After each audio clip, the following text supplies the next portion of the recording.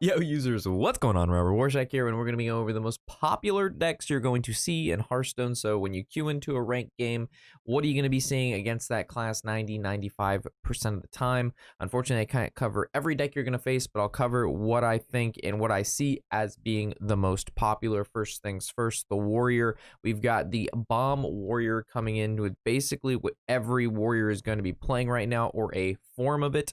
It revolves around playing the Wrench Caliber, which is a huge damage output weapon, because not only does it swing and hit you in the face every turn, but it puts a bomb into your deck, and each time you draw a bomb, you take 5 damage. And the Bomb Warrior deck runs a variety of different cards that allows this upgrade to be brought back to life, with Horde Pillager be upgraded with Upgrade. Doctor also upgrades them as well. We've got Blastmaster Boom, which does a substantial amount of damage as well. And I know the weird inclusion is, hey, why is there a Krunks and Galakrond in the deck? Why isn't there like other invoke cards? The reason being is Priest. Being able to just play Galakrond, even though it doesn't draw more than 1 minion, you're using it for the upgraded hero power. So with the weapon, you can do upwards of 6 damage a turn instead of just 3. The Galakrond and Krunks combo are really just in there for the control matchups. So moving to the Demon Hunter, we have the Aggro or Tempo Demon Hunter. This deck got a couple new inclusions, which is the Demon Companion, the Ferocious Reader, and the Marrow Slicer inclusion. This is a very fast-paced, very similar Demon Hunter to what we saw prior to the expansion. And I know there is also the newer form of Demon Hunter that's running around, which is the Soul Fragment Demon Hunter, which a lot of people are calling the Control Demon Hunter. It does have a couple more control-like cards in it, like the Blade Dance, the Magtheridon, and of course the Shard Shatter Mystic, but in the end, it's still doing a large quantity of damage to your opponent's face, and as you can see, a lot of the cards in the deck are the same. So if you're comparing the two Demon Hunters and you're not sure which one to play, the Soul Fragment one is a little bit slower, has a little bit more control, has a little bit more cards that allow you to deal with the board state, while as the Aggro one, you don't have a lot of answers. You're constantly putting pressure on the board and making your opponent have to answer yourself. Taking a look at the Hunter, we have a Face Hunter build here. Very, very fast-paced deck. This is actually a deck that recently just popped up in the past week or so that runs the Pressure Plates and the Freezing Traps. No explosives, no snakes, no pack tactics here. This is the most recent build that I've been seeing on ladder and what a lot of people are having huge success with. And this deck is very fast, fairly budget, just sitting around 3k dust there, and the deck performs very well. Granted, there's of course a couple renditions of these decks, and you know, it may not be card for card with exactly what you see, but the core of these decks is basically what you're going to see on ladder, plus or minus 1 to 2 cards. So if you don't happen to like this exact deck list, you're feel free to change it, but the core of the deck is what I'm talking about. Also note that Highlander Hunter was like one of the most popular best decks prior to the expansion. I haven't seen the deck played as much anymore. It's almost normally just this Face Hunter, but if Highlander Hunter does pop back up and gets a lot of popularity, we'll include that in the next video. Moving to the Druid, we have got 2 Druid builds. The first one being the Guardian Animals Sunstrider Survival of the Fittest build. A lot of people were playing a crap ton of this particular deck prior to the Sunstrider nerf, and ever since the nerf, we see this deck sometimes, but we're mainly seeing the Malygos version here, which includes a lot of the core package of the previous Druid, but just has a little bit more oomph, and I think is just an overall better deck, harder deck to play, but overall this is probably the better deck and what most people have gravitated towards, and that's because you have the ability to win with, of course, your Guardian's Animals, but you also have that Malygos package in there as well with the Ysera and Geppetto, being able to swipe and Moonfire your opponent in the face for a shit ton of damage is really, really good. Thanks to the Forest Warden, and how that combo goes down is you play the Forest Warden, you Germination, you get full mana back, it makes a new Forest Warden, you play the Malygos, then you play a Moonfire or any 1 to 2 mana spell. All of your mana crystals get refreshed, and you have 10 mana with a Malygos on board. They go to town with swipes and Moonfires, and of course running Geppetto allows your Alex, Malygos, Ysera, any of your big kind of cards to cost 2/1 because of Geppetto, and that kind of just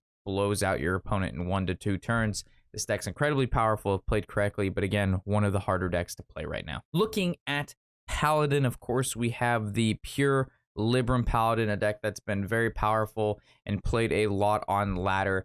Basically, since the expansion dropped, everybody wanted to play Librams. We knew they were going to be good, and they've proven to be very good because it's one of the best decks, if not the most played deck and most popular Paladin deck out right now. It's not necessarily a really hard deck to play either. And what I think makes this deck very popular is the fact that it's not very hard to play and it's really, really good. the options you have per turn are fairly low. You're basically doing the same thing every game. You're playing minions and buffing them. If you're not playing the minions, you're buffing them. And if you're not buffing them, you're playing minions. The craziest part in this deck is basically Lightforged Crusader, what you get off there, and trying to just make use of those. But besides that, I kind of want to say the deck plays itself. Heading to Priest, I know a lot of people very much so hate Priest, are playing against Priest, but definitely a very popular deck, very powerful deck right now. We're taking a look at the Galakron Dragon Priest right now. Has a very early game package, highly annoying with cards like the Cabal Alkalite and the Wave, basically taking your opponent's minion. I know a lot of people also hate Mind Render, which can really shut down OTK decks and any form of combo decks. It caps out at the Soul Mirror and Galakron, and that's just because a lot of the time you're able to just randomly generate anything else you need in the deck. Looking at cards like Renew, Cobalt Spellkin to give you more renews, the ability to raise dead, summon more minions. Those create minions. The Galakron creates minions, which allow you to generate spells, which takes your opponent's minion. I mean, if you played against Priest, you know they don't actually have to have the cards in their deck to play them most of the time, and that's why you can kind of have this low-end curve Priest deck, but easily go toe-to-toe with any other control deck, but also have enough early game to deal with most aggro decks. Just one of the strongest, in my opinion, decks out there right now, just because of how versatile it is. And then we have the Highlander Priest, which has gotten a lot of popularity the past couple weeks, and is a really seemingly very powerful deck to play on ladder right now. Going in the early game and playing Zephyrus and having it be one of the only minions that dies, and then the Priest playing Raise Dead is really disgusting, and being able to generate more Zephyruses for basically 0 mana is a disgusting, very powerful early game swing. So the Highlander Priest, a lot of people are still tweaking it because it is a new up-and-comer, but is proven to be a very popular deck right now and very good deck to play. Heading on over to Rogue. Rogue always normally pumps out really good decks in the early stages of the expansion. They're normally more aggressive decks, and that's exactly what this is. We have a stealth aggro Rogue.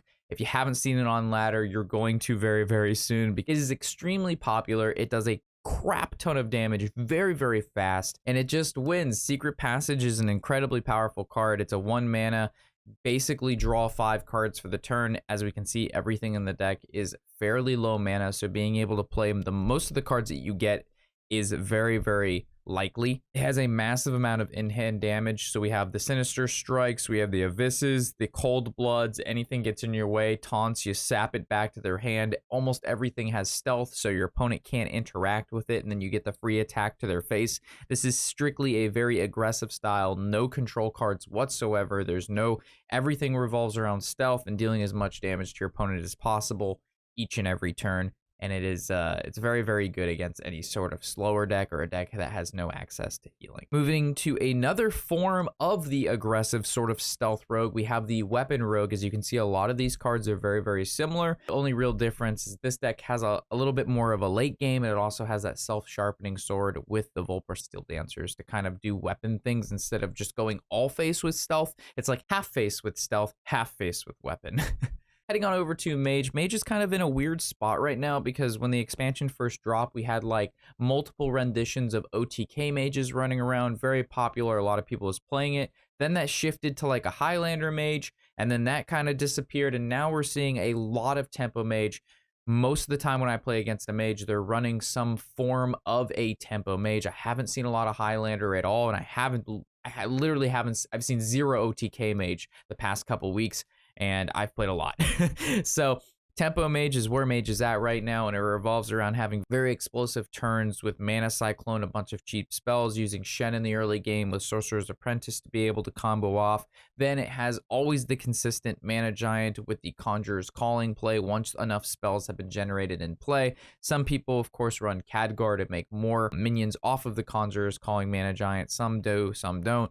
But overall, the tempo mage package is fairly consistent throughout. Also keep in mind, I consider this to be a pretty hard deck to play as well, because each game you kind of have to build your win condition as you go, because if you're looking at the deck, it's just filled with kind of a bunch of crap, and then you have to randomly generate your way to a win. So for those of you who like that sort of game plan, this is like a deck builder winning deck, and for those of you who kind of like to just play good cards and that's what they do, is probably not the best option. And last but not least, we have the new Pain Zoo Warlock, a Very interesting deck we've seen pop up recently. Very, very good if played correctly. Another really hard deck, in my opinion, to pilot correctly each and every turn and to kind of maximize the mana and the health and the minions, because there are a massive amount of options per turn you can play with this deck. Very similar to some of the ones that we've discussed prior. But the main focus of this deck is you want the Hand of Gul'dan to get discarded.